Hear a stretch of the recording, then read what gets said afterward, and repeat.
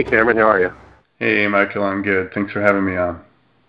I wanted to do this interview to get people familiar with the idea that there is a force influencing us, that there's this external energy that wants something from us, and many people have taken that into their body, into their soul, and allowed it to influence them. So I want to talk about that and how to identify it and what people can do to extract it or get rid of it, and how to identify that in other people, which I've had a lot of experience with. So what's the best way to describe you? Would I call you a healer or spiritual counselor? Sure, both of those are fine with me. Mainly my focus is on shifting energy. So energy clearing, healing, counseling, yeah, that's my niche, so to speak. And you help people to get rid of this, right? To get rid of these sort of, well, what kind of influence would you call them? You call it demonic influences, archonic influences? I generally call them astral parasites, because to me that's the most clinically accurate way to describe these beings. And they really are parasites, right? What they want in the end is energy, right? Yes, that's what they're after. They're looking for energy. And they're looking for a variety or a wide spectrum of energy. Now, we often think that they're only after the negative emotions, but that's not all that they feed on. They can also feed on the energy of worship and adoration, which is why they come in the guise of ascended masters, angels, enlightened extraterrestrials, all of the things that speak to us at a deep archetypal subconscious level that we see as something beneficial, positive, beautiful, etc. They will exploit that, certain factions of them. And so that's the faction that I call the false light. So it's important to put out there right from the start that most of what is posing as the good guys, in the astral realm at least, most of them are not good guys. They are also astral parasites. They're just running a different game on our minds. They're looking for that worship energy, that adoration, looking for people to give their power to them, give their belief to them. And then on the other side of the spectrum, from those false light beings, we have the fully dark beings that we might think of, the more demonic, evil, feeding off of pain and anger, feeding off of the energy of death and human sacrifice, those types of more, I guess, standard evil, if you would call it that. But, so we're talking about a lot of the people involved in the New Age, people that call themselves light workers. Right, absolutely, and that's why I wrote that article last year of why I'm no longer a light worker, because I came to understand that the beings that had come to me as a child posing as the good guys were actually still just parasitic beings that were getting energy in a different way, having me and other people go on these missions in the astral realm at nighttime, which sounds weird to someone who's never experienced that, but for those who have woken up from what seemed like a dream but didn't seem like a dream, and it was extremely intense, and there was perhaps a battle going on or some sort of a struggle or doing some kind of a mission or whatever, and that they woke up feeling very drained, very tired. That they had expended a large amount of energy while sleeping, so instead of recharging and regenerating, that they actually had continued outputting energy at night while asleep. So once I came to the understanding that these beings did not have my best interests at heart, I began breaking any and all agreements that I had ever made with them, because any agreement based on deception is essentially an invalid contract. That's true in the physical realm and also in the non-physical. So if someone thinks of themselves as light work and they're feeling drained, this is probably an area of being suspect, right? Yes. I mean, as long as, physical health matters are tended to, if they're inexplicably drained, unexplainable feelings of lethargy and tiredness, waking up exhausted, having bizarre, intense, combative, or extremely, say, emotionally charged dreams, those are signs that a person is being manipulated by these astral parasites. But it could also be outright attack, couldn't it? Oh, absolutely, yeah. I mean, it can definitely feel like psychic attack, especially when you displease them or tell them to go take a hike because you're not going to be part of their little party anymore. Then the psychic attacks come in, and that can happen awake or asleep. In fact, I've found for a lot of people, they'll be fine during the day, but then when they go to sleep, then they'll get attacked. And usually that attack will come in the form of being pursued in a dream and trying to get away from these beings, or being thrust into some kind of a scenario that is not their own. In other words, they're not dreaming this thing, they're being put into a situation in their dream time. So our own dreams, when we're just in our subconscious mind processing whatever is in the subconscious to be addressed, they tend to be much more calm, and even if there's an emotional content that needs to be addressed, those dreams don't generally have bizarre dangers lurking around every corner or bizarre levels of violence and that type of a thing. So when the dreams get really weird, that's when you want to start thinking about, okay, this seems like an attack / an external imposition onto my consciousness. So if someone's in that position now, and then I want to move forward to more simple approach, but just for the light workers out there that feel drained and maybe feel like they're starting to get a sense they're not on the right path, it's not working. What I've noticed about a lot of my New Age friends is they never move forward, but they're always, channeling these beings, and they're basically slaves to these beings. And they never really get any truth. I mean, truth from my perspective, not turn left, turn right, but actual real truth on how to empower themselves.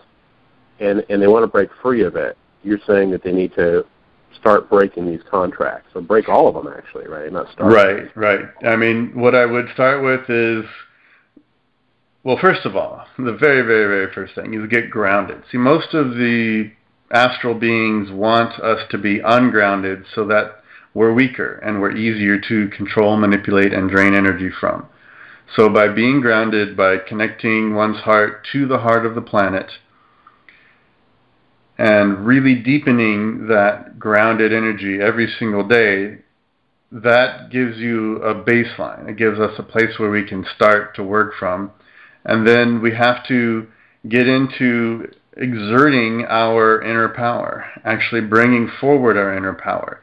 Because like you mentioned, the people that are asking their guides or angels or whatever every question about what they should do in their life, they are abdicating their power. They're giving that power on a silver platter to these astral beings, and that's, again, part of that energy draining dynamic. So we have to engage our own inner self, our own inner wisdom, and get to know what we are on the inside, what we truly are.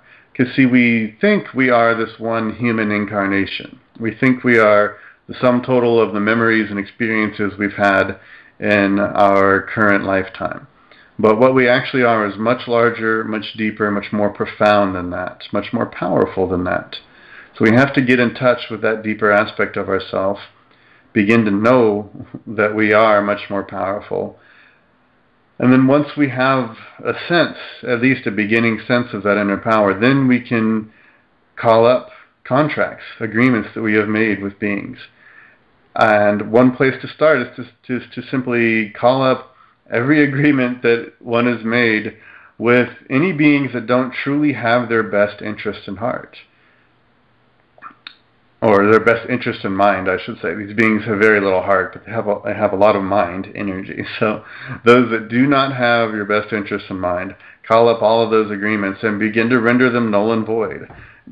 Break the contract, shred the contract in your mind, completely remove any and all aspects, facets to the agreements. Now, I don't want to belabor this for too long, but I do have an extensive write-up on this on my blog. So that's ascensionhelp.com, ASCENSION help.com. Go to the blog and just type in the search box light worker. And there's 2 articles, Why I'm No Longer a Light Worker, Part 1 and Part 2.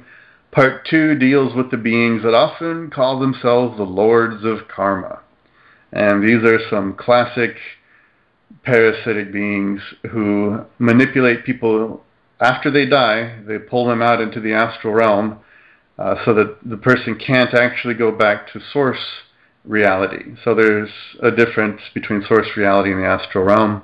We'll touch on that a little bit later. But these beings pull the person into the astral realm, or the now dead person, the being. At this point, they don't have a body. And they give them a little replay of their life. They focus on their mistakes. They focus on the guilt. They drain a little bit of energy. Maybe they tell them you get to spend a little time in the heavenly realm, but then you have to go back because your soul is not evolved enough, or whatever excuse they need to tell that person to either drain them directly in the astral realm, that happens, or send them back to Earth where they can continue to drain them from a distance. So either way, it results in an energy drain. So go to that pair of articles, and in the second one I list a very detailed process for revoking agreements that have been made. Now, also it's important, once you begin revoking agreements, you have to take back your power, take back your energy that has gone to these beings. And there is going to be a little bit of a struggle, but I do encourage you to avoid trying to fight or harm these beings, because that is not a good use of our energy. These beings are very difficult to actually harm, and ultimately that's a waste of your time and your energy. But you can put your energy into taking your power back, taking back the energy that has been drained away. You can get that energy back, tell these beings, essentially tell them to piss off and leave you alone. And you may have to tell them this multiple times. These are very persistent beings. They're very aggressive. They are also, as I mentioned, quite heartless and extremely mentally focused on their goals and agendas, which is to propagate their current existence, their current survival, which has been built on the backs of humankind. So let's say that someone decides to do this. They go to your site, they break free, and immediately they maybe start to experience chaos and resistance. In my perspective, I understand that that's the fight to break free. Some people may take those challenges as not a good sign. What would you say about that? Well, it might be disturbing and distressing, absolutely. I can tell you I've been there. I've gone through that in multiple ways, multiple levels for quite a long time. Like I said, it was only really, a little over a year ago, once I had the big breakthrough where I came to the understanding of what was going on and the level of deception and manipulation that has been levied against beings, humans, who were recruited to be quote-unquote light workers. So when things get weird, I would recommend just persevere, just push through it. Continue to strengthen your resolve. Keep drawing on your inner source of strength, your sovereign core being. Some people call it higher self, but it's really only the higher self when we are not embodying it, because it is literally floating up above a person's head. So we bring that energy back down. That's one of the first things we do. Now on the website I have a series of clearing steps called the self-clearing system. That's on the main side of Ascension Health. Just click on Start here. And that first exercise is the quote-unquote higher self meditation to get yourself back in your body so that you can embody your true sovereign core.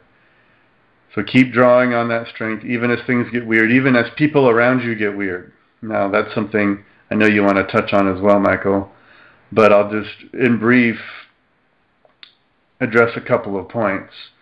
So as a person is breaking free from astral manipulation, the astral manipulators will do their best to subtly manipulate that person and their environment to generate the maximum amount of chaos. And often what they'll do is they'll put a little astral implant into a person's subconscious mind, usually while they're asleep. And if you ever have a dream where some authority figure tries to give you something or make you read something, that is often a way of embedding an astral implant into a person's energy field or getting them to agree to something. So if they're trying to make you sign something in a dream, or even just to read a piece of paper, or if they're flashing an identity badge pretending like they're from the government or whatnot, that is usually an astral being attempting to re-establish an agreement or a contract. So what will often happen with certain kinds of astral implants is that the implant itself will generate a dissonance pattern from inside of the person's subconscious mind.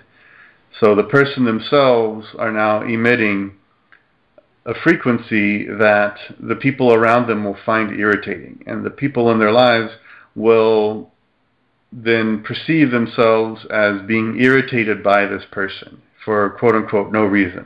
They're just mad at you for no reason, it would seem. And they might even say later, yeah, I don't know why. I just suddenly got really mad at you and felt like telling you every little judgment that I've ever had about you, or whatever it happens in that particular circumstance.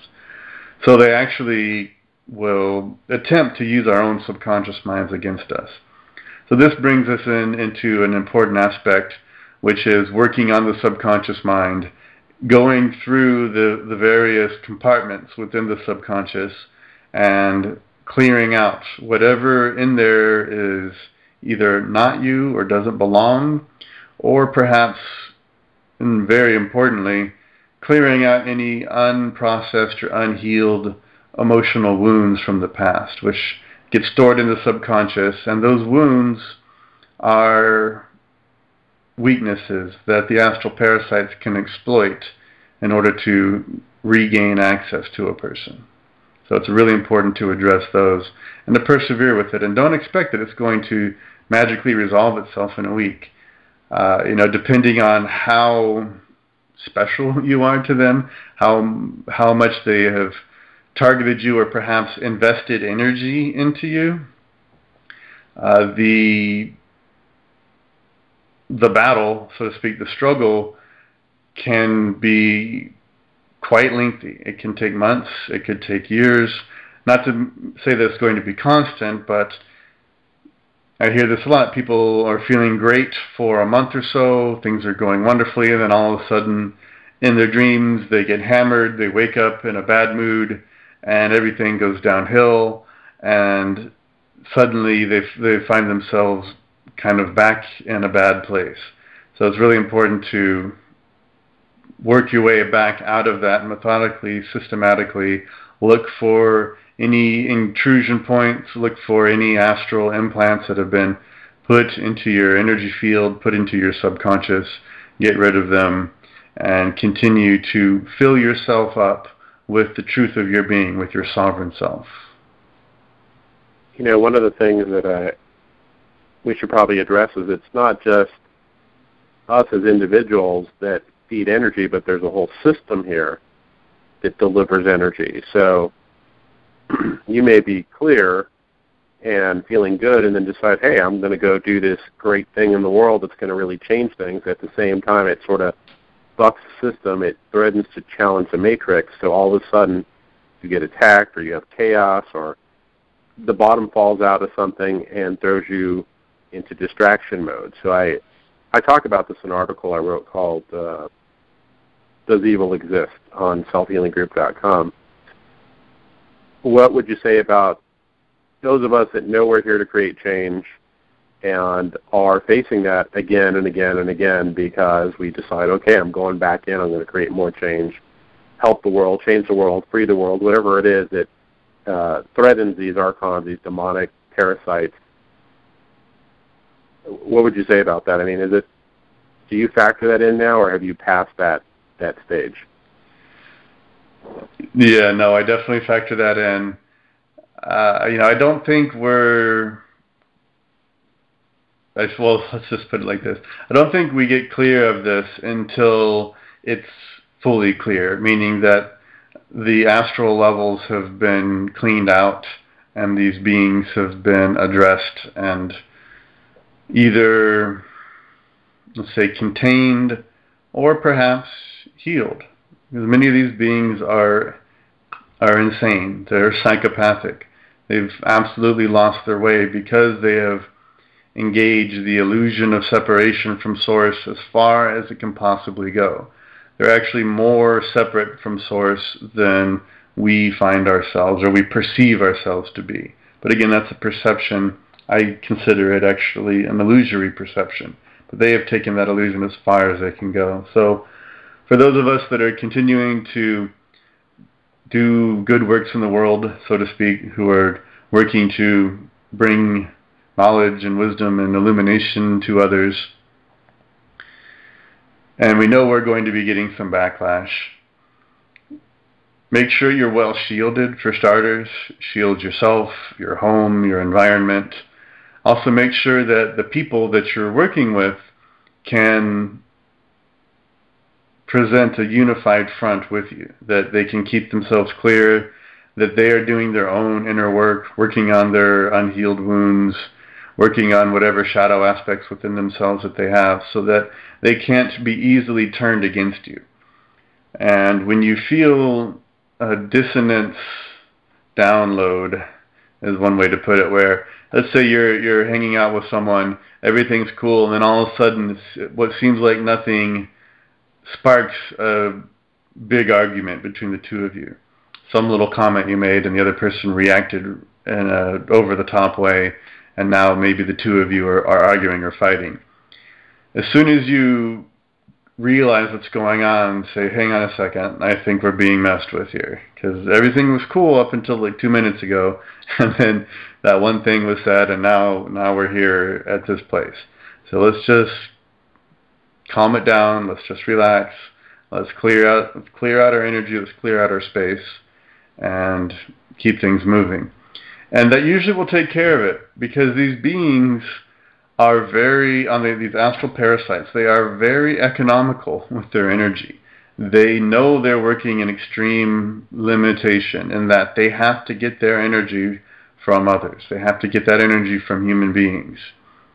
So they won't usually invest a massive amount of energy into attacking someone. They can, but usually they will try to just tip the balance, tip you off balance, or tip someone in your life off balance, just enough to create an argument, to create the dissonance. And also that... Well, I think it's the level that you're playing at. So my understanding of it is these beings or these energies recognize our soul when we come in. So if let's say you're here to do something really big, they may interfere with you the most. Like demonic attack in dreams, or whatever kind of attack you're going to get in dreams, in every other area of your life. Now, I've experienced this my entire life with really weird, bizarre stuff ever since I was a child. And so I think, if you're here to move a big energy or do something big in a very positive way that's breaking apart the matrix and slavery here, then you need to realize you need to come up with a counter strategy. Right. Whereas if you just live your everyday life, they're probably just going to leave you alone and get whatever little energy they can get off you. But if you're a big soul moving big energy, you really need to be extremely educated about this. Absolutely, absolutely. So, yeah, they will invest more energy in larger attacks if you're about to do something really big. So, as an example, as I was writing that first No Longer a Lightworker article, for a solid week, I was encountering layer after layer after layer of opposition. Now, I had also kind of kicked the hornet's nest because I was breaking away from all of these beings as rapidly as I could. But they were definitely coming at me really strong, and they came after me really strong afterwards as well. But, it's like when you stand in your power and say, absolutely not, I'm not going to accept this energy. In fact, I'm going to, right now, just dissolve, dispel, and disintegrate everything coming at me. What that does is it turns you from a source of energy. If you're battling them back, you can actually give them energy. But if you simply stand in your power and say, I'm going to just erase all of this stuff. And as that stuff is getting erased, then they will eventually back off, because now they're not getting any energy reflected back. When I'm doing that, I'm actually serving as a sink, an energy sink. They're just sinking energy into attacking me, and it's getting them nothing. And that backs them off pretty quick, because they want a counterattack of some kind. And that's why I mentioned earlier, attacking them back is not very fruitful. But if you can simply disintegrate what they're hurling at you, they'll back off pretty quick, because they're not getting a return on that energetic investment. So that's one aspect. I want to put a disclaimer there. I think you have to know the level you're at, and what you're here to do. And if that's a really big thing, you can expect a lot of resistance, and that's been my experience. So absolutely, a lot of people not doing much, just living a very comfortable everyday life, and get some resistance when they decide to go in a challenging direction. But when they back down, things get calm again and comfortable again. So right. If you're in a position where you absolutely feel your mission is to do whatever that's important, that bucks the system, that is going to take away energy from the system, just know that you really have to probably deal with this in a complex way. So listening to your stuff, listening to yourself, really being aware of how you manage your energy. I just want to throw that in there again, because I know we started off pretty deep here, so I just decided. Yes, I know. We'll stay on the deep end. Yeah, we're exactly. We'll just play in the deep end. Yeah, so for someone who wants maybe a more quiet life, it may not be as intense as what we're describing here.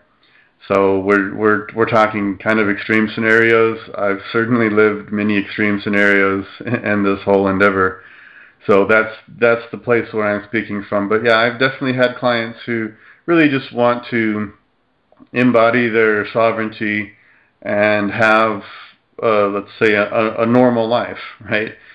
They are generally quite successful at that, because they just need to break off a few unsavory agreements, make a few disconnections, and those beings will just, essentially cut them loose, just say, fine, whatever.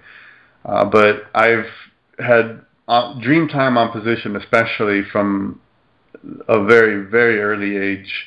I remember the majority of my dreams, or let's say, I remember a lot of dreams. I don't remember every single dream. And I have a continuity of dream experience going back to a very young age, first and second grade even. And yeah, I can recall some very early attacks in the dream time.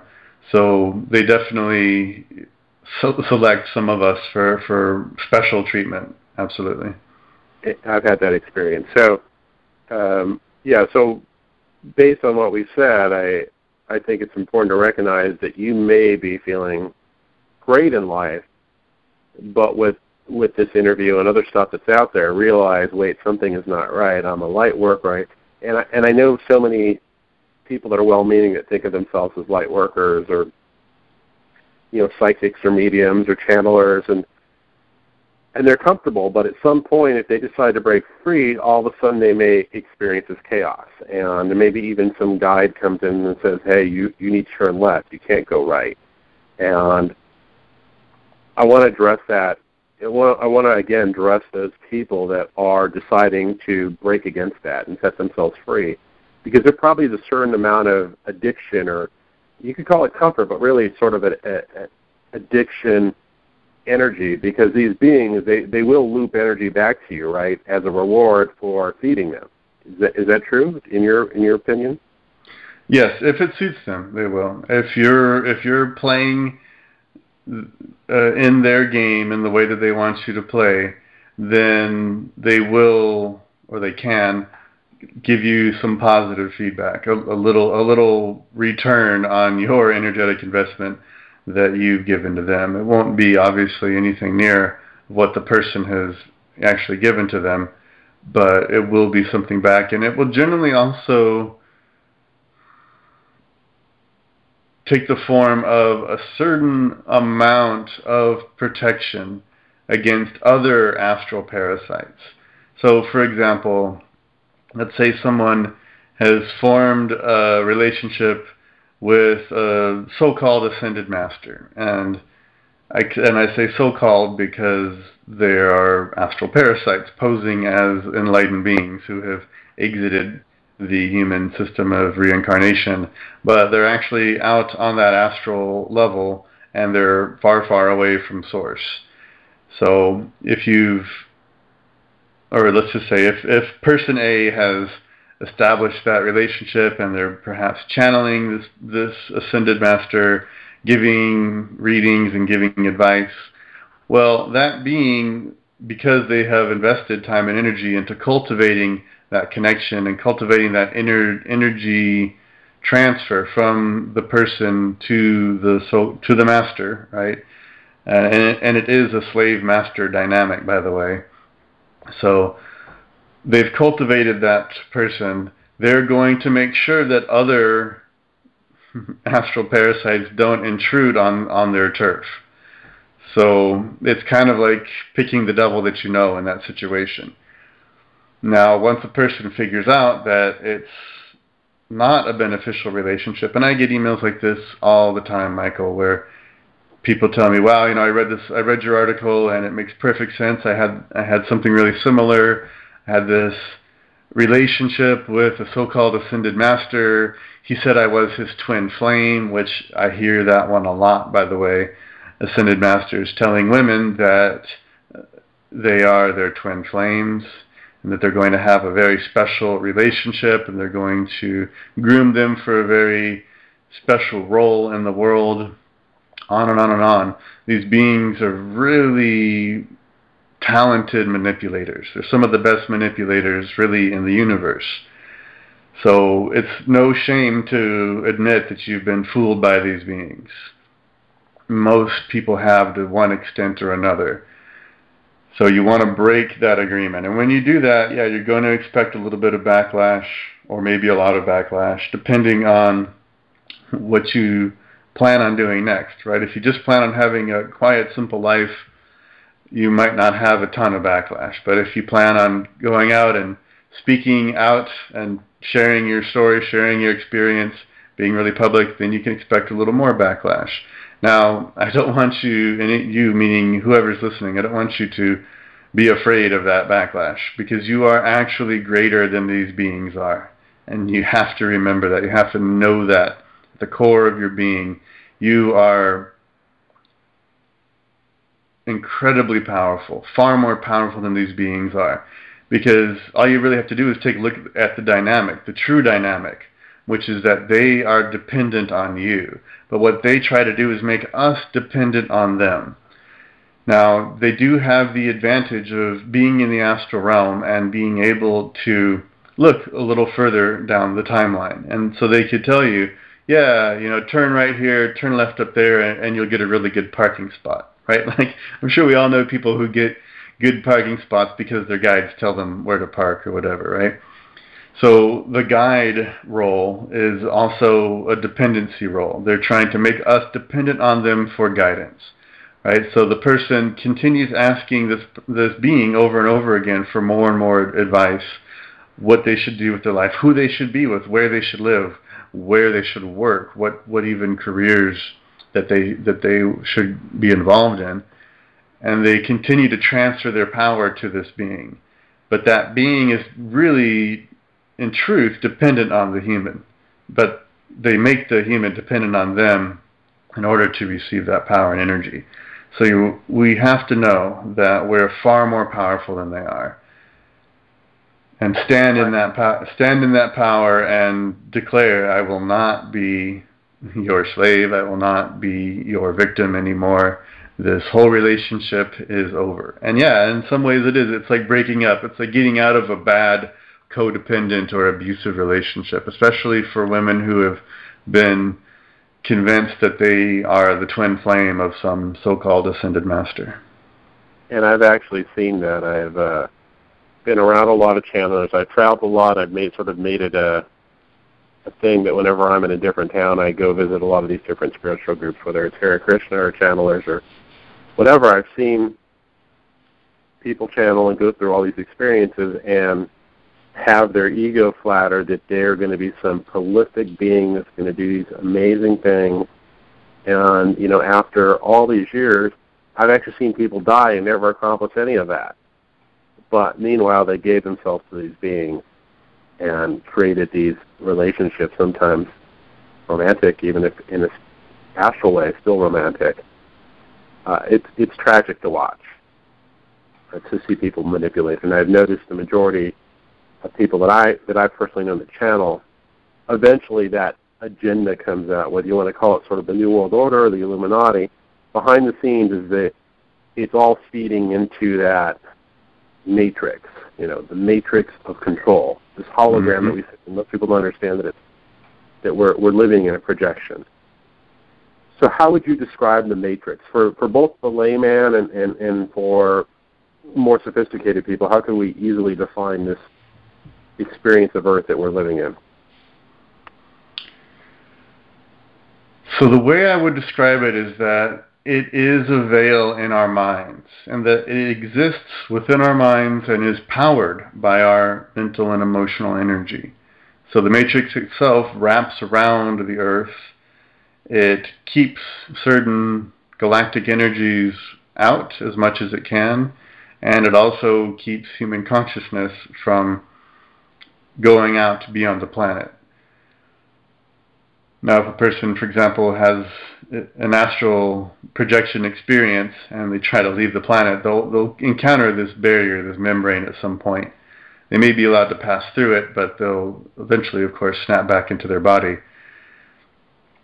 Now, the matrix is everywhere in a sense, right? I mean, that movie did a good job of cryptically revealing certain aspects of the control grid, because it's embedded into even our DNA, really.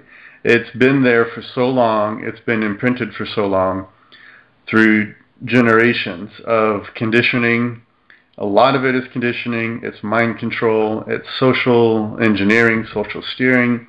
It's even in the language that we speak, Michael. English itself is a derivative of many other languages, and the way that it has been structured even is designed to limit the way we can think. Now, certain Romance languages, they are much more picture-oriented. As they're describing things, they are creating pictures in the person's mind, whereas English tends to be much more left-brained and much more clinical. So it's in our language, it's in politics, it's in the hierarchies that surround us. And hierarchy is a key aspect of this entire matrix. That we're told on a regular basis that we are simply a cog in a gigantic machine. And so that's happening on a physical level, and it's happening on an astral level. They try to make us cogs in the astral machine as well. So everything that reduces the human to an insignificant nothing, just a cog in a wheel in a big machine. All of this is the matrix. It's in the financial system. It's in the tax system. It's in the governmental system. Every system on this planet, especially if it's hierarchical, supports this overall matrix. Now, of course, there are breakaways and attempted breakaways, and the ones that are successful, they do not organize themselves in hierarchical ways. Because as soon as you have hierarchy, you have a loss of freedom, a loss of sovereignty, a loss of individuality and individual decision-making. When you're in a hierarchy, you have to do what your boss tells you, and then you tell your underlings to do what the boss above you told you, and they have to obey you, and you have to make sure that they get those particular orders done. So it's vast, it's massive, it's all-pervasive. And the way out is, well, first to recognize what the issue is. The big problem really is hierarchy and lack of individual sovereignty. Once we begin to take back our sovereignty, once we begin to actually ground ourselves and start to access that heart space, that's really vital, because we access source reality through the heart. It's a heart-to-heart connection. The head brain can comprehend it, can understand it if it's being fed from the heart. You have to get the head in sync with the heart. That's very important as well. We can't just be left brain robotic order followers. We have to get our whole brain going, get our creativity going, start doing something creative, whether it's art or gardening, design of anything, whatever your individual creative outlet is. Maybe it's making films, maybe it's making music. Get that creativity going, get the whole brain firing, then connect the heart brain and the head brain. And I do say heart brain very clearly. There are 3 brains in the body: the head, the heart, and in the gut. I call it the gut brain, the belly brain. We have 3 brains. These are our 3 major energy centers. And we need to begin working with all 3 of them, aligning them, sharing energy and information between them. So when the belly brain, when you get that gut feeling that you shouldn't do something, listen to that. That's one of your brains giving you feedback and information. Don't just override that with the conscious brain. So in a nutshell, the matrix would be the reduction of a human being to an extremely limited left brain cog in a machine, and that's what we have to transcend. So for the layperson, are you possessed? Are you sovereign? What does that mean? For the everyday person just living their life that may not even realize that there's something getting a free ride on their back. Well, yeah, that's a good starting point, right? A person should ask themselves, am I sovereign? They should also contemplate what that really means to be sovereign. Because the definition is that we do not have any rulers, any masters. And if we have masters, if we have rulers, if we have a master-disciple relationship, which is really a master-slave relationship with some so-called ascended being or angel or archangel or whatever hierarchical astral parasite is presenting themselves as something wonderful, if we have that kind of relationship, then we're not truly sovereign. Because to be sovereign, you have to at least have an inkling of self-knowledge, of your true self, your sovereign core, beyond your human identity. That's the beginning point, recognizing that you're more than this singular incarnation. Now, as far as possession goes, most people have astral entities that are along for the ride. They can enter from traumatic experiences, so especially in childhood. Beings will come in and attach to a person because of a particular trauma that they may have suffered. And that's one reason why there is a deliberate effort to traumatize everyone in the world to some degree or another. Even birth trauma. The way that births are handled in the medical system is actually designed to traumatize that infant. So if you have traumas that you haven't healed, then most likely there are going to be some astral beings along for the ride. But even for... These traumas are obsessions, right? So they're traumatized and they're obsessing on their pain, whether it was death in the family or something they don't feel right about in life. That's a gateway for these parasitic astral beings to come in, right? Right. And it can, even if it's not a constant obsession, if it hasn't been healed, really healed to the point where when you go back in your mind and you look at the event, it's as if you're reading a story in a book or watching something on a television screen, that it's just an event that happened. It's something that happened. We're not denying that it occurred, but it's just an event. It's no longer a trauma, no longer a huge emotional surge associated with that. And depending on the severity of the trauma, that can take a lot of work. Now, trauma can also be stored physically in the body as well. So sometimes energy work isn't enough to fully heal or discharge a trauma. For anyone who wants a good physical method, I would recommend a product called Trauma Release Exercises. There's a DVD that they sell on their website. The people that are involved in this give classes as well. And it's a way to physically discharge the trauma by invoking tremors or shaking in the body, which begins to release the trauma from the psoas muscle, which is a very deep muscle that goes from the inner thigh through the hips and connects to the lower spine. And it's very large, very strong muscle that most people don't know about because it's covered with other tissue. But that muscle tends to hold undischarged traumas. So I do encourage people to check out trauma release exercises. Just Google that phrase, you'll come to their website, and give that a shot. So getting rid of traumas, as in getting rid of the emotional charge attached to them, is very important. Now, obviously, we're not erasing the past, we're not denying that it happened, and we're not trying to bury it, we're not trying to suppress it. That's the opposite of what we want to do. In order to clear it, we need to bring it forward, clear out the charge from it, discharge it, so that it's just an event. That's very important. Now, also, if we're in our daily lives, we are submitting to an aggressor in whatever way. So this could be a person with their boss. This could be a person with their spouse. If we are hiding our true self, if we are concealing our true self in order to please someone else, we're not sovereign. It's that simple. Now, I'm not telling the listeners go out and quit your job, but I would recommend go out and work on changing jobs, change your career path even.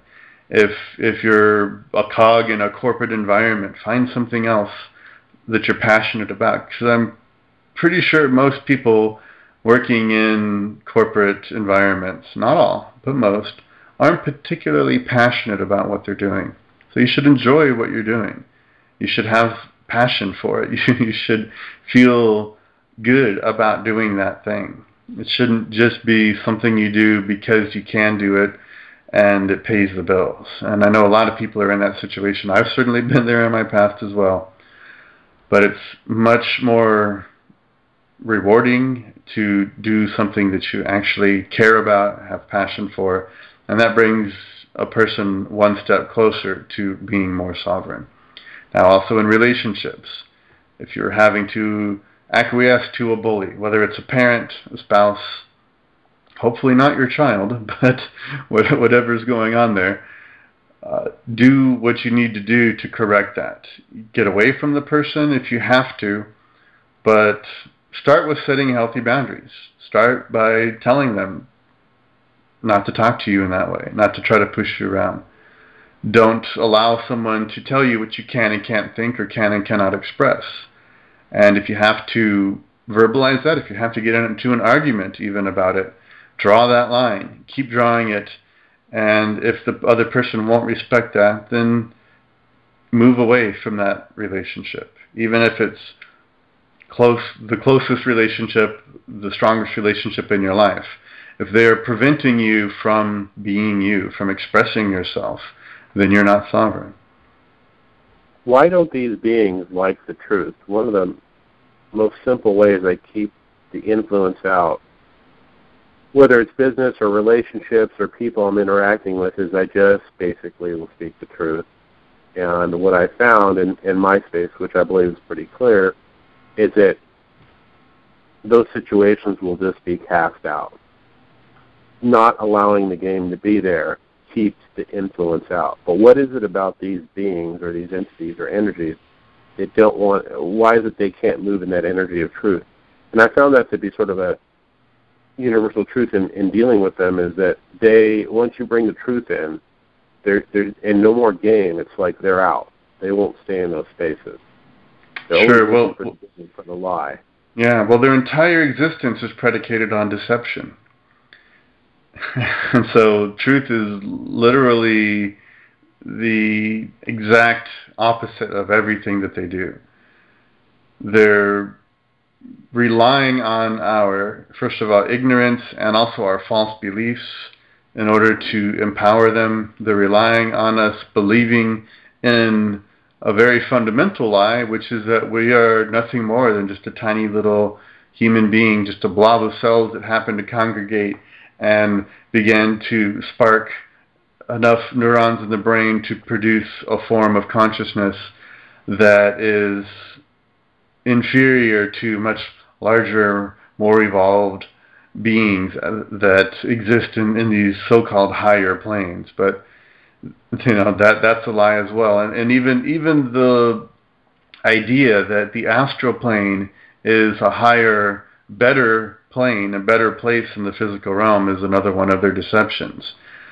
From my own experience, I've found that to access source reality, we need to go inwards. We go into our heart and hook our heart to the heart of the planet, perhaps the heart of the sun or the heart of the galaxy. But it's always a heart-to-heart connection that is achieved by first going in and then perhaps going down into the heart of the planet, for example. Whereas the astral religious ideas always posit that heaven is, of course, outside of us, up above us, and something we have to earn our way into. We have to please a god or a group of gods or lords of karma or whoever, whatever authority figure. We have to jump through the right hoops, do the right things in order to elevate ourselves from being unworthy to being worthy enough to be admitted into heaven. But the truth is that we are extensions of what I call the source. We are extensions of a creative power so vast that it boggles the human mind to even contemplate. But nonetheless, we are extensions of that. We are incredibly powerful beings, and our home is in source reality. We have no home in the astral realm. We should not be in that environment more than we absolutely have to. So for those of us who our calling is to work on clearing out to the astral realm, we have to spend some time there and we have to engage it.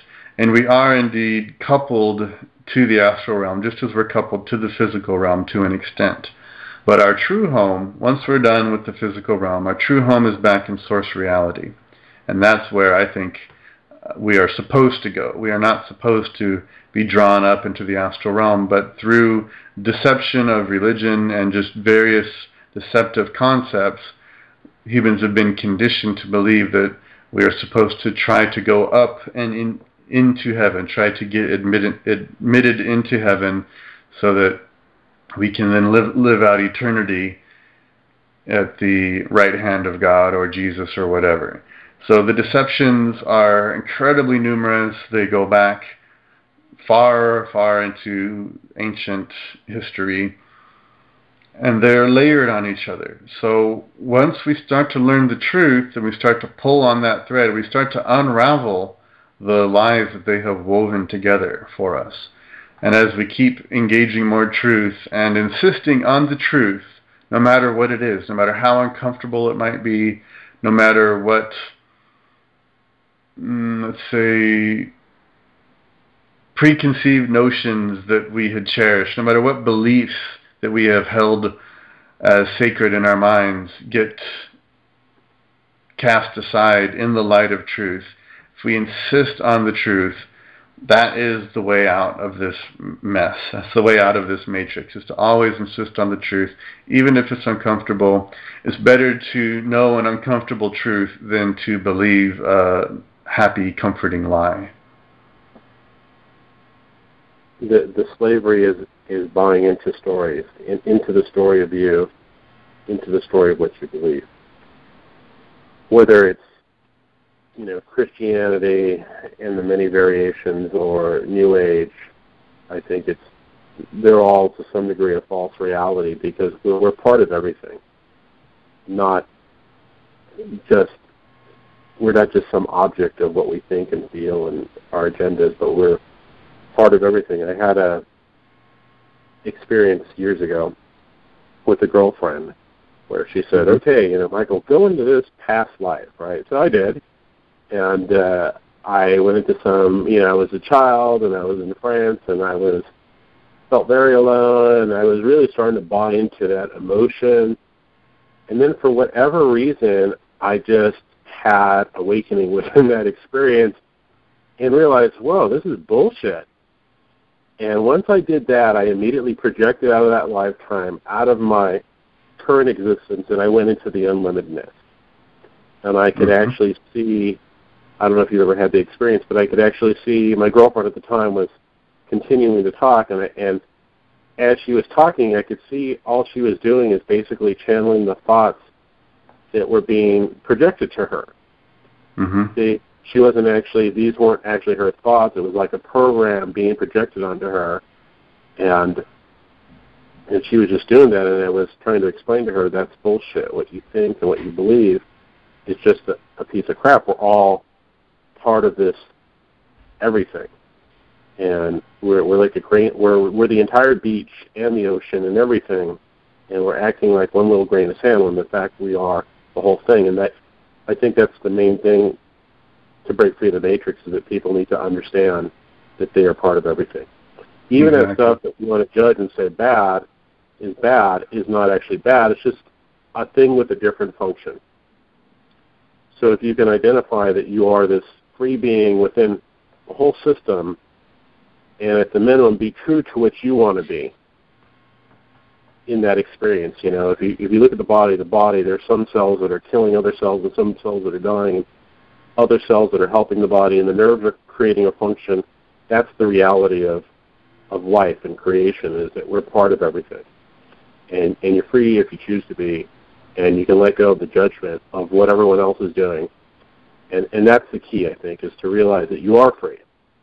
And not to have judgment about your experience or other people's judgment, but to make clear decisions about what you want to experience and step out of that slavery of, well, I have this heritage, or I have to do this mission or whatever.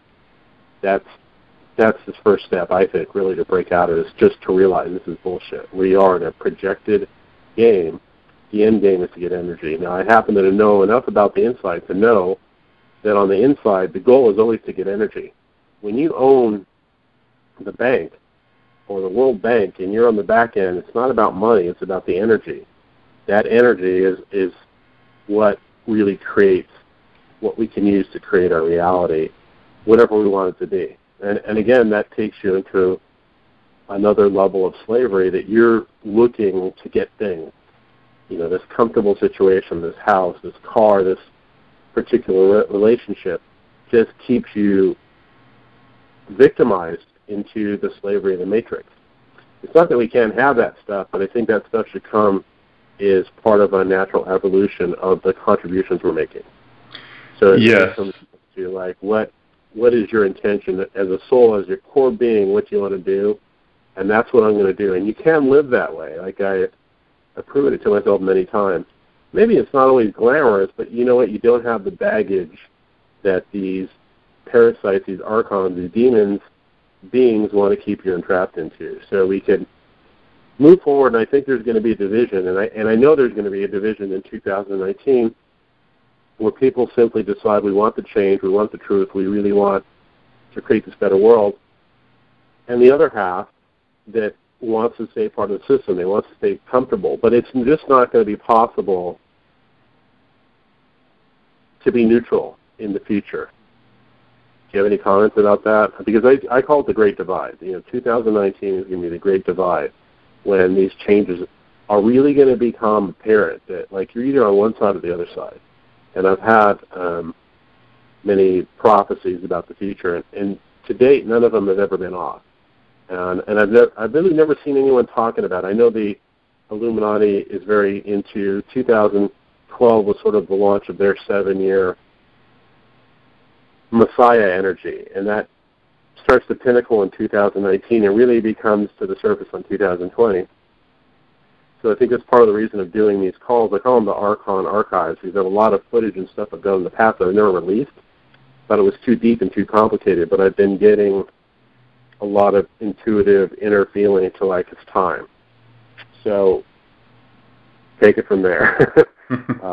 But that's sort of my angle on how I see freedom working. You can live and you can thrive. And even if you're not thriving, there's a period there where you just have to learn sort of the system, the free system, which is laid here in the Matrix. And part of the way to untangle yourself is to be in that truth, not, like you're saying, you got to heal it. It's like, this happened, it's okay. But if you're focused on certain things or objectives and you're trying to play games to get that, you really are a slave, and that's where these beings come in. I don't know what exactly it is, but they cannot, for some reason, they cannot sit in the energy of truth. And I filmed a medical doctor named Dr. Lodi, and he was saying the same thing. If you really want to, he's an alternative cancer specialist, MD, and he was saying, look, if you want to really heal, you need to be in the energy of truth, and you need to stop lying and stop bullshitting people, whether it's your partner or whatever, or yourself. I find people even lie to themselves to play these games. It's tragic for me to see, because there's people I've cared about a lot, and they get stuck in it, and they're in that loop, and there's like, they have a hard time getting out of it. I don't think it's hard to break. It's not hard to break free if you start resonating with truth. But if you want to keep manipulating, then somehow you've subjected yourself to being manipulated by forces outside of us. These astral parasites should not be some kind of weird thing, because we have real physical parasites that affect what we want to eat, right? And even though they might be microscopic, they really are influencing us. So I just really feel like it's time for a group to be free. I know there's a lot of people craving it, and I want to create a space where maybe a collective group of people that want to be free can come together and thrive together and share our experience so other people can benefit. People that are ready to break free. It really is like the Matrix movie. Those guys tuned into how it works and what's next. And so now we have a group of us, I see, that are revealing all this information. For me, I backed off a lot publicly, but in my personal life, I really live on the deeper side. And I'd like to see a group of people come through and experience the stuff we're talking about and make it to the other side and realize there is another side. So what is your experience of the other side, now that you've been like sort of really disengaged from the Matrix and the slavery of the archons and the parasites? How do you feel about being on the other side? Well, I'm definitely happy about it, and it's subtle, It's a different type of an energy, though, and the key, really, the core of that energy is a sense of calm and a sense of inner peace, not feeling random, chaotic fears that seem to come from nowhere, not feeling a lot of anxiety on a day-to-day basis about day-to-day living or small things here and there. I do definitely see people breaking free more and more, and one of the last things really to break free from is this, what I call it the new cage movement, to break free from this golden cage that these astral parasites have gilded and decorated very nicely, and told people, yes, if you just establish this master-slave relationship with your guide or your ascended master or whatever, that all will be well and we will tell you how to live. Now this, of course, ties into this idea that there will be an ET intervention where they will come in and make all of the bad people in the world stop doing bad things, and they will bring us free energy and all of that.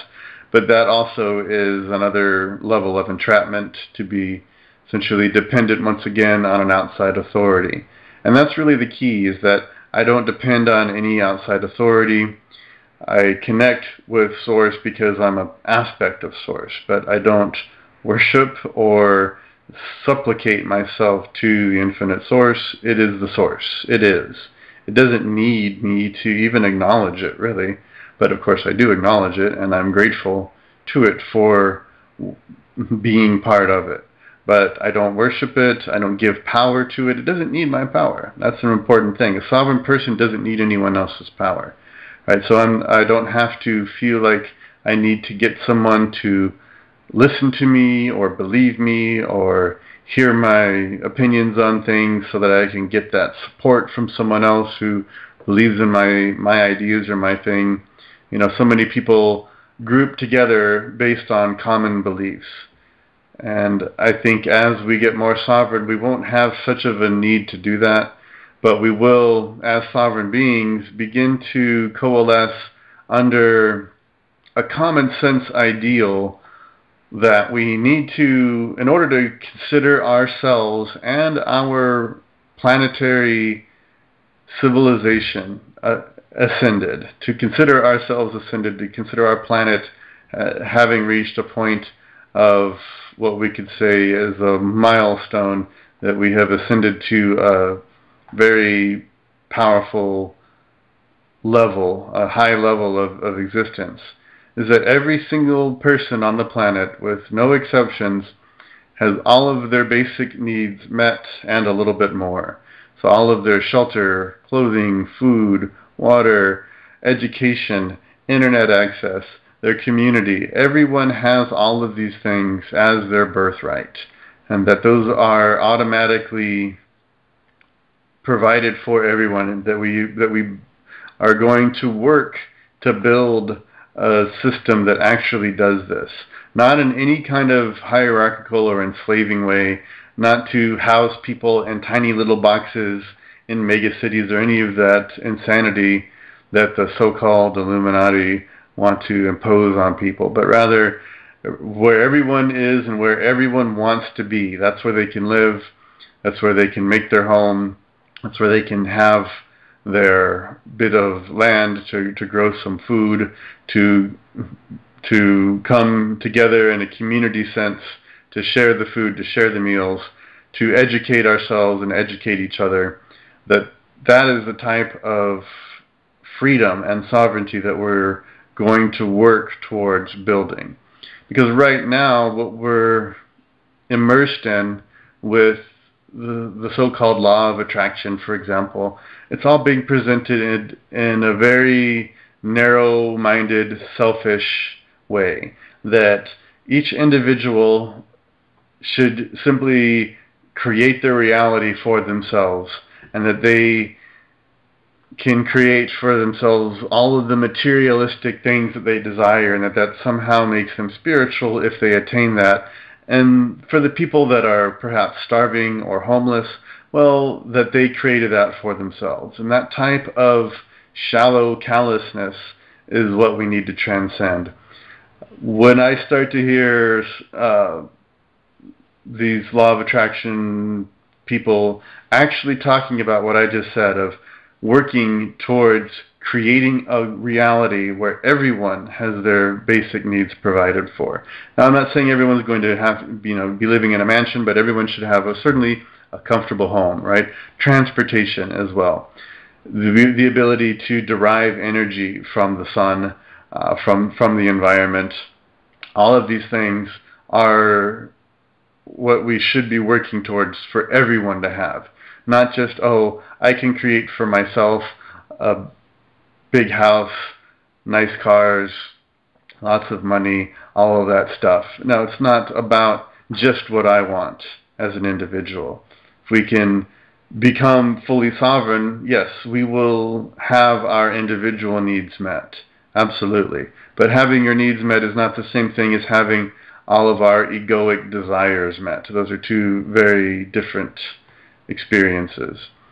And so I would like to see a shift in these law of attraction type teachers, to shift out of this selfish mode that they have been teaching and propagating, and start talking about how we can co-create a reality together. Because see, we're already co-creating, we're already all influencing each other.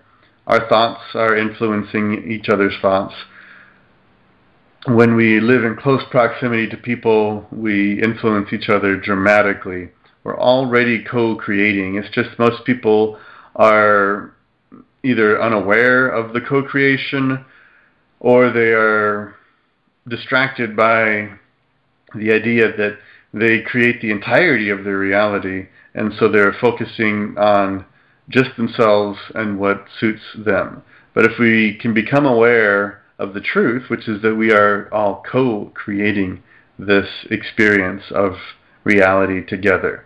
All of the good and the bad is all being done with 7 point whatever billion people on the planet, along with an unknown number of beings in the astral realm that are also influencing us. If we can understand what's going on, understand the truth, and join in a way of co-creating a globally sovereign reality where every person is sovereign, yet at the same time we all have all of our needs met. Every person, every child, doesn't matter where they live, sub-Saharan Africa, etc., that every single person has those basics provided for.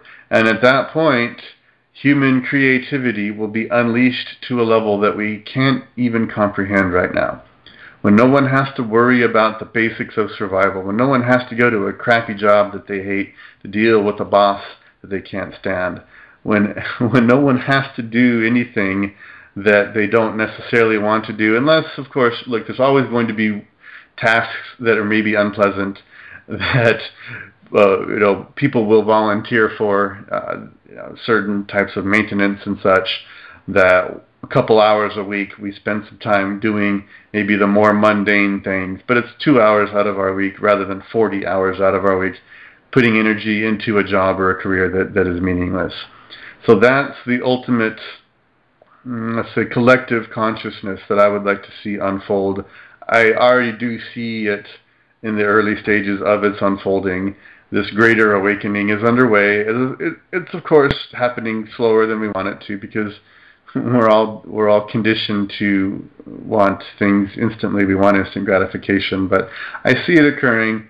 I see it coming. I don't necessarily have a date like you have, a pretty specific time frame there, but I do see it being very possible that the larger awakening will occur amongst enough of a percentage of the populace where we are focusing on that greater goal for the betterment of every single person, rather than people who are currently more focused on themselves only and the betterment of themselves. When we can shift to the betterment of everyone, because when we have 7 billion plus sovereign beings who don't have to sweat the details of their basic survival, like I said, that creativity that will be unleashed is going to be amazing to behold. The scientific breakthroughs are going to be coming at such a rapid pace, because there won't be the myopic, selfish blocking of inventions and technologies. Rather, we'll come to that understanding that what is good for everyone is good for the individual. So when we can promote that greater common good, we're promoting our own upliftment as well. So we'll have sovereignty and we'll have global unity, and it won't be hierarchical, it won't be externally imposed, it won't have violence underpinning it, it won't need any of that. It'll be organic. I have an expression that's probably offensive to people, but they also never get what I'm saying. And it's basically like hustlers like to be hustled. So yeah. When you're in the games in the Matrix, you really attract people that keep you in the game. And so whether that's being at your job where you're forced to manipulate or deceive people in some way, you're basically rolling in a negative merit. So you'll attract basically untruth, and that's sort of what I've seen about religion and people attracted to that stuff. Some of the light workers I met are actually the lowest quality people, yet they have this intention. But the world is playing in a game of lies, and that time is coming to an end now. And I've personally quickened a lot of energy, so things do sort of fall apart. And I've been doing that for over 2 years, very publicly, even though most people probably have not taken it very seriously. But the way to bust out, and there will be a group that busts out, is to step into truth and to stop playing the game and to stop feeding the Matrix. There is, of course, going to be a large group that stays in the Matrix and really wants to be a slave to it for the comforts. But the comforts are going to become uncomfortable. So these conversations and these interviews are leading people that want to be free. And the step starts with getting out of that game. The important thing to understand is because I'm on the inside, I do understand how things work. that things like the law of attraction, they're half-truths. And a lot of these New Age philosophies or movements, positivity movements, are created to give the creators of it energy.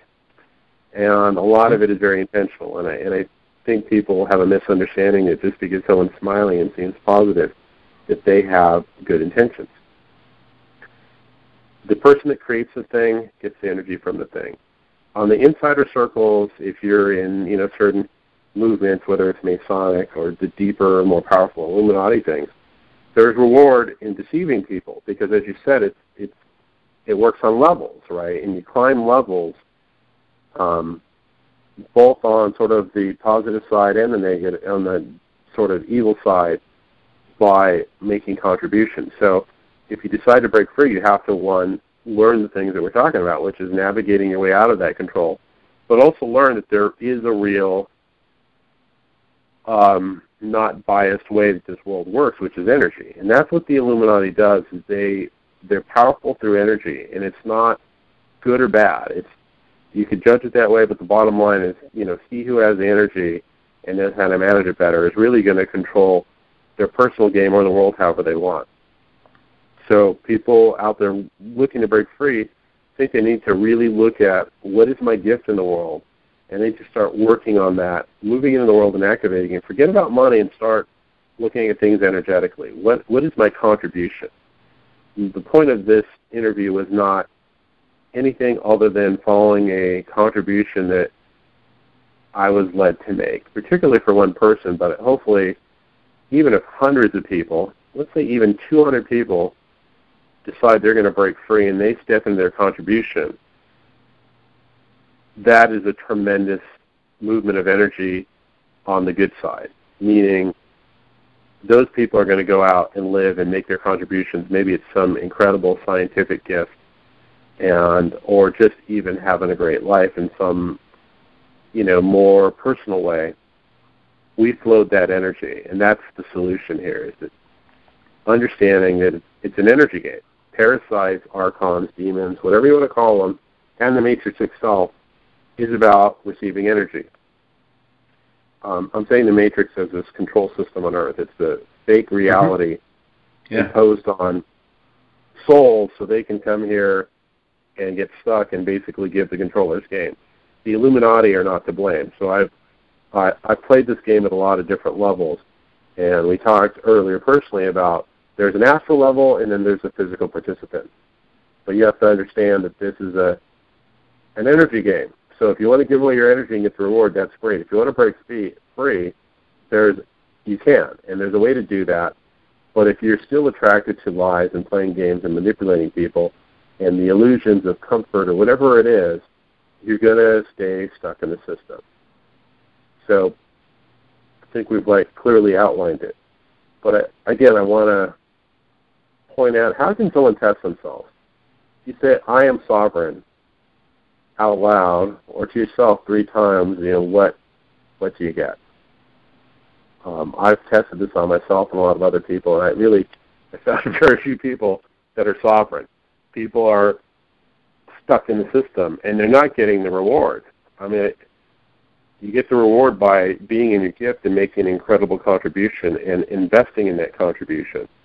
So I think both of us and a lot of other people have done that, whether it's in business or spirituality, helping people. The important thing is to get the contribution moving, to put that in motion. I used to have a system that I showed people how to thrive in that system, in your specialty or in your gift. And it really works because of the energy move. It's not about money. The money is another form of slavery. The money is a medium of exchange, but it's not the only medium of exchange to get the energy to power up what you want to power up. Mm-hmm. What do you think of that? Oh, the natural, organic way of living, instead of buying into the system and being a slave to that, which is totally okay. Just know that there is a system, and if you want the comforts of it, that's fine. But there's also another way for the people that want to be free, that want to feel better, that want to. Ultimately, you could still be having all these same experiences that everyone else is having, but at least have the knowledge that you are a free being. Whether even if you subject yourself, you can exit when you want to exit. And when you leave this plane, realize like you should not be returning here because of some coercion that you're to live out karma. You know, one of my private teachers a very long time ago said karma is perpetual evil. And you talk of these beings, the lords of karma, talking you into coming here and obligating you to take on these pains and these horrific life experiences, and in essence to feed the matrix. Yeah, absolutely. And so, you know, I think, like you outlined very nicely, the key here is to find your individual talent, for everyone to follow what they have passion over, and to also be aware that the passions can shift. So maybe something that a person used to be passionate about, now not so much. So that at that point, go ahead and let that particular thing go, let that path go, and go towards where you do feel some passion, where you do feel excited about doing it, where when it's done, you've done a day's work, so to speak, in that particular field or arena, and you feel energized as a result of it. You feel good that you did it. You're glad you did it. The kind of thing that you would do anyways, even if you weren't getting money for it. And yeah, maybe you have to start off and you're not getting money for it, so you have to keep working a job somewhere while you do the thing that's your passion. But the person can build that until it actually does begin to produce those dollars that they can use for their survival. What would you say the ultimate objective should be for someone that comes in and incarnates in this world? Once they learn you're free, let's say people get some of the points we've made, decide to be free, what would you say, why should souls be here incarnating? What's the benefit of incarnating here and having a human experience? Creative expression, bottom line. I know it sounds overly simplistic, but to me, I view the physical universe as a creative expression. It's the ultimate art project, if you will, of beings from a subatomic or even a subquantum reality that I call source reality. That we made a physical universe to then come into and have creative expression through the forms of physicality. So whatever creativity moves you, whether it's science, art, music, teaching, healing, bodywork, whatever it is, that is the highest expression. To whatever you feel passionate about, whatever creative expression that you can contribute to others, that's the meaning of life as far as I'm concerned. Agreed. Experience, essentially.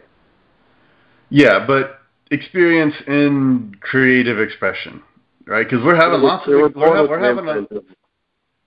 we're having a lot of experiences right now, but they're not necessarily that good for us. They're not particularly creative in many aspects. So, just experience alone doesn't cut it, because you can have some horrible experiences and it doesn't actually fulfill your true purpose. I'm speaking in purity now, the experience of the purity of what you need to express, and that's in my little service called name reading. I have sort of a understanding that each person has a particular blueprint that you're born into, and it's not slavery, it's just an energy that's going to feel comfortable to you that you make the biggest contribution. Mm-hmm. So experiences coming from that place, and you can thrive in that, and depending on, how the size of your contribution is going to depend on, it's going to factor in how much reward you're going to have or how much energy you have to manifest the things you want. But ultimately, yes, the creation is just, the way that I see it is just an expansion, and it's very non-biased, so we might want to label something good and bad. Not to sound too Illuminati here, but that really is the truth, that there is aspects working against you and aspects working for you, but it's all part of the same thing. So as a human, I think you need to look at the fact that you're part of everything, You have a choice in what you want to do. But the sort of fundamental should be that we understand that we're free beings. And if you want to participate in slavery, that's totally fine. But you have a right to be free of that. And you have a right to self-defense. So I know sort of the light and love, light worker, and even the Christians, and a lot of people refuse to defend themselves against parasitic attack. Unfortunately, the whole system is basically built on a parasitic system. But still, you have the right to defend yourself, right? To these beings, you can say, no, I refuse to participate, right? Absolutely. We're breaking your contract. Yes, absolutely. Yeah, self-defense is a key aspect. If you know you're sovereign, then you know no other being has the right to harm you or to rob you of anything, whether it's your energy or your physical property. In saying that, I want to make sure that I'm not trying to preach the false religion of positivity, because the whole light and love thing, I think, is, I know for a fact it's a creation of delusion to empower those people controlling with more energy. So I know you mentioned on your site, speaking truth and expressing yourself. I believe in really free expression. I think there's a very fast way to clear yourself by getting into that truth. You have the light and love. I've noticed, years ago, one of my former attorneys all of a sudden started putting light and love in his signature line. And the minute he did that, I knew he was out. I just knew he was on his way out as one of my attorneys. And there's this, false church of positivity. And you have articles on your website about exiting the light worker phase. I've never been attracted to the light worker thing, and I've never been attracted to New Age concepts. A couple in the past, but mostly those people run from me. I mean, they really run from me. And a lot of the channeler friends I've had will turn on me as soon as I'm not with them. They turn, and all of a sudden they're not light and love anymore. I'm evil. They like to label me evil. I've even had, light worker groups. I had one particular light worker group. They had a whole group that got together and just basically prayed against me, used their energy against me. This was a group that was supposed to be all positive and for the best welfare of, the world. But in the background, mostly the threats I've received are from New Age people, Christian people, very religious people. I've actually never been threatened by a Muslim. Muslim and Buddhists have never threatened me. But there is these people that believe in this church of positivity. There is no bad, that there's nothing that can go wrong. It's all, it's just a bunch of bullshit. I mean, what would you say? Because I know you've addressed this somewhere in your writings. I saw you mention this sort of positivity cults. Sure. They like to run from the truth, actually. As long as it's positive, they're willing to run from the truth and deny the truth exists. So they're stuck in this another branch of slavery. Right. And that's just it. If we're not willing to look at the truth, even if it's uncomfortable, then we're going to be ignorant and therefore able to be manipulated and put into a state of slavery or bondage of some type. So the people that refuse to look at anything negative, they are essentially blinding themselves to many of the truths of this world, because unfortunately this world and the astral environment around it is in pretty bad condition at the moment.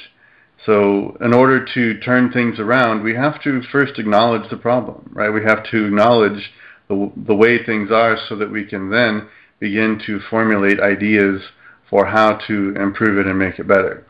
Now, a lot of this will be organic. It will come down to people essentially recognizing the system for what it is, looking at that darkness, confronting that darkness, deciding that they are not going to be a part of it, breaking from it, and then engaging in a positive way their true passion, their true life mission, if you will. But they are not going to get to that point unless they first look at the problem and break away from that and stop feeding energy, stop feeding their time and life force into that particular enslaving matrix. Now, so the idea that there are no bad experiences, well, I definitely do disagree with that, and that's part of that positivity cult, that it's all just experience, and they'll tell them, oh, it was a soul contract. Well, you know what? I'll tell you about contracts and agreements made at the astral level are always based in deception, and they're always set up to take energy from a person, or perhaps to even victimize a person, to the point of getting that person to agree to some level of victimization. Now, at the same time, a lot of what happens, especially abuse against children, no one can, with any measure of credibility, no one can say, well, that was just that child's soul creation. They created that for themselves. It's too bad that they got abused like that.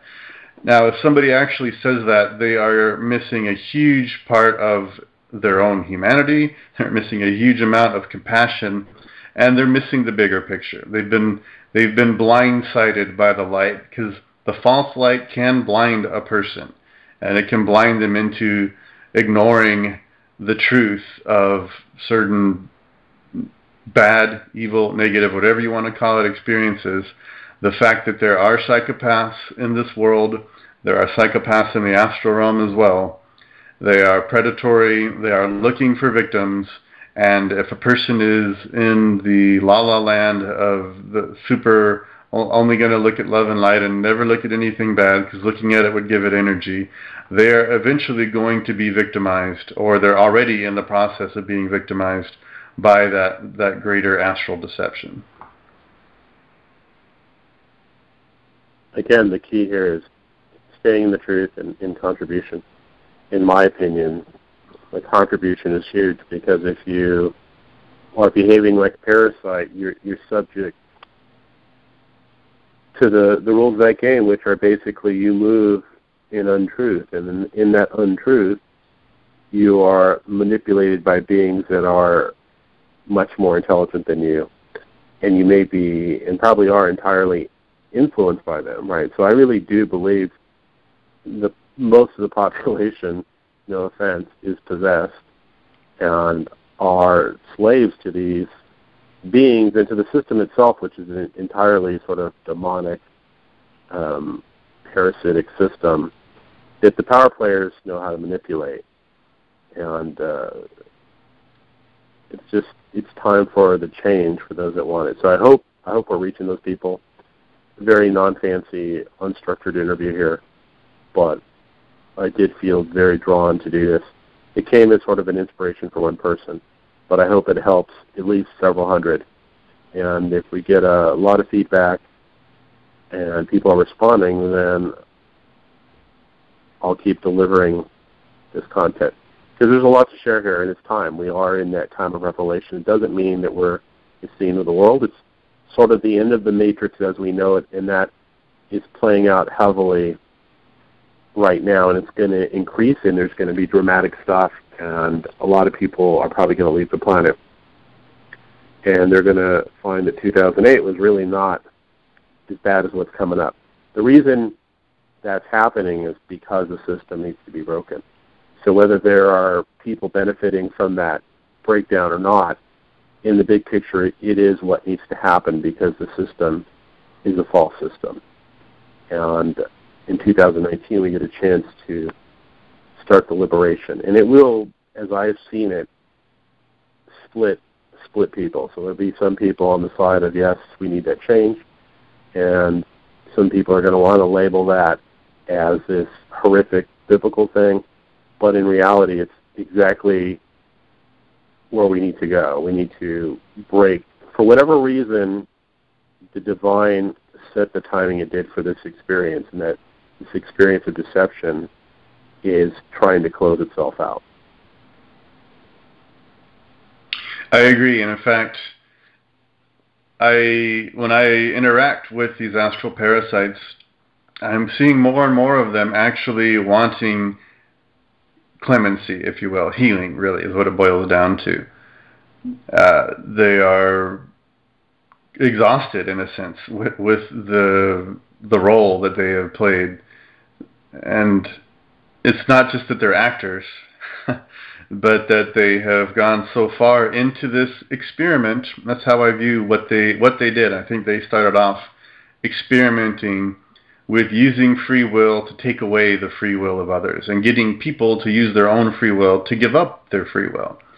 Something that was a novel idea once upon a time, but now we are all really bored and tired of it. And even these beings, not all of them, but many of them in the astral parasitic realm, they actually do want that healing. And so what I do is I send them to the core of the galaxy where there are a huge amount of extremely source-aligned beings who help them to go through their own particular healing process, to jettison their parasitic nature that they have adopted and to ultimately return back into the source reality that they have stretched so far away from.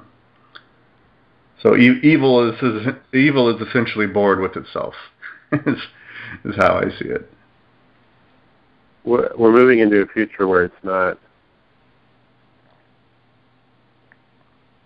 really, it doesn't fit into the future, and I'm not saying that things are just going to be all good and dandy, because they're not. There's going to be a lot of people going through heartbreak in the future, but we're going somewhere with all this, and I think I really want to make that point, because I've been very accurate in the prophecies I've received. The prophecies I've received, and that's what I've learned, is that I don't like to play guessing games with the future. I do see outcomes, and there's a line of prophecy that I've been seeing being delivered. It's going to be a very confusing time for a lot of people, because some people are going to want to come in with their doctrine that this is the Antichrist. Christians, of course, say the Jewish Messiah is the Antichrist, and there's this confusion. But it is moving forward, but it's going to be dramatic. Specifically, seen anything about the future where you can really say this? I don't like to play the prophecy game. Well, it's happening. So, but that's just it. I see what's happening now, right? And so I can project out where I see it going, and I do see it ultimately coming to that place where the system falls apart to the extent that almost no one can deny it anymore, that the system itself is parasitic and evil. But see, right now we're still at this phase where people who are quote-unquote waking up, they're in this mode where they really just want the system to be fixed somehow, so they can just go back to being a cog in the machine. They can just go back to sleep, and just the system will perpetuate itself.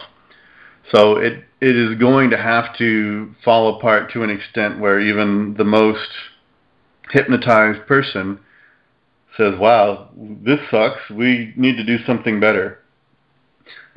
and that is coming. Like I said, I can't really put a finger on a date, but yeah, it's certainly pressing in harder and harder. Every year it gets more and more obvious to more and more people. I mean, the amount of people now that are talking openly about all of this stuff, right, and how corrupt government is, how corrupt the media is, how the media is lying to people constantly, how bad vaccines are. Right? People are waking up to the problems and pointing out those problems. It's so dramatically different now than it was 10 years ago. I mean, it's a night and day difference. So it's going to continue to progress. 2019 sounds good. Sooner the better. Let's make it happen. I think I want to make a point there that good and bad, negative, positive, whatever this stuff is, to some degree there's still game there, and I think people need to be aware of that and go back to the big picture, because whoever polarizes people and directs their attention, whether you want to call it a psyop or whatever, that person benefits from the energy. Absolutely. We need to think about that in the future, and I know you wrote about that in one of your blog articles. I read that. The deciding factor for individuals in the future is your discernment or your intuition. Knowing, staying grounded in yourself, knowing what you need to do in the moment without effort. It doesn't take effort to have discernment or intuition. It's just a judgment what the energy is happening. So as things start to change, and you get a sense, hey, I should move, or stock up on stuff. I have a lot of water prophecy that I've shared with people, and I haven't really publicly shared it. I sort of mentioned it a couple days ago, but I haven't really explained it. Having the discernment to know what you need to do is key for the future, and the revealing of all this exposure of the crap coming to surface to be able to judge what's relevant to you and what you need to know. You deal with teaching people discernment too, right? So to me, it's a very simple thing to understand. You just really have to work on it and develop the intuitive muscles so you can discern stuff. But what do you teach people about being discerning, about using that intuition? Well, it starts with recognizing that we're being manipulated on many different levels and beginning to pierce each of those veils of manipulation one after the next, and not being afraid to do that, right? Standing in that frequency that says, I want the truth, no matter how uncomfortable it might be. So that as we can then pierce the various illusions that we've labored under or believed in, that discernment gets better and better to the point where, a lot of people have been involved in a lot of deceptive activities, not knowing that they've been deceived.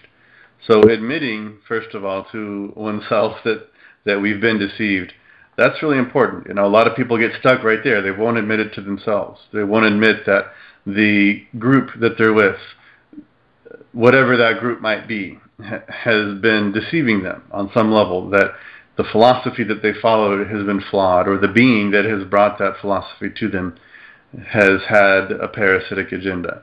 So we have to admit the truth to ourselves. And like you mentioned earlier, people lie to themselves a lot, right? We have to stop lying to ourselves. We can't do that. We have to be completely honest with ourselves, completely honest with the good and the bad, so that when something new, quote unquote, new comes along that tries to polarize people, to push them into, well, you're either with us or against us, right? That we say, no, you know what, I'm not going to pick either one of those sides because they both look flawed to me. Both of these sides are espousing an ideal or a philosophy that I view as limited and manipulated. So I'm going to take the truth from both of those sides and stand here in the middle with the maximum amount of truth that the people on the two sides don't want to admit to, right? Because if we look at any of the polarizations, the false dichotomies that are imposed on people, whether it's political or social or religious, whatever these polarities are, each side has a little bit of truth and they have a whole bunch of distortion. So to discern, to pick through those different arguments, to pick out what's true and pick out what's false and then put it aside, that's extremely important. So I just help people to look at things honestly and to ask questions, to question everything, right? To not just take something at face value, but to question it, to test it, to see how it feels, to see what kind of gut reaction they have, to see how their heart responds to certain things, to see what the two halves of their brain can discern from a particular situation. And that's the key. So I just want to remind anyone that's listening here and really wants to start breaking free. This is not meant to replace medical or professional advice, but this is spiritual counseling and discernment. To cultivate your truth. Cultivate your truth. Be in truth. Participate in, if you want to break free, do not participate in manipulation or agendas that are about manipulation. And make your contribution all the time. Get your contribution moving big so you have the energy to deal with this. There is an organic defense, which is being in your contribution. If you're moving in a big energy because your contribution is huge, there's a natural defense there against parasitic stuff. I think most people, if they look at it, would realize a lot of parasitic attack comes when you're at your lowest point. So it's like when you're down, they want to kick you down. people want to kick you down, but also the astral parasites work on the same thing. So a natural self-defense is to be out there making your contribution. And I've just found over the years of counseling thousands of people, they know their truth. So if you choose to blow that off, that's your choice. But if you're feeling like, hey, I need to make this painting and just show people, just do it. And keep that natural truth moving. Build up your energy and learn to discern and break free of these contracts of slavery.